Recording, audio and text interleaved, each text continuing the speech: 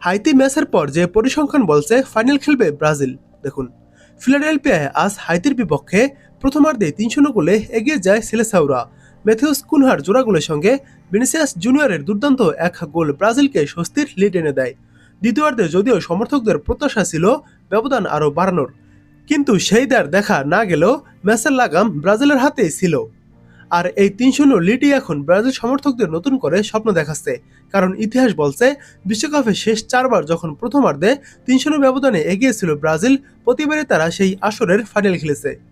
ঘটনাটি ঘটেছিল ১৯৫০ সালে দুইবার, ১৯৯৮ সালে একবার এবং ২০০২ সালে একবার।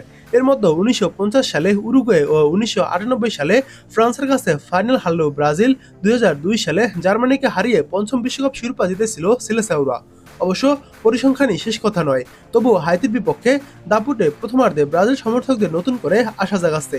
হয়তো ২০২৬ বিশ্বকাপের শেষ ম্যাচও দেখা যাবে সিলেসাওদের এবং ফাইনাল ম্যাচ জিতে সিলেসাওরা নিজেদের হেক্সা মিশন পূর্ণ করবে।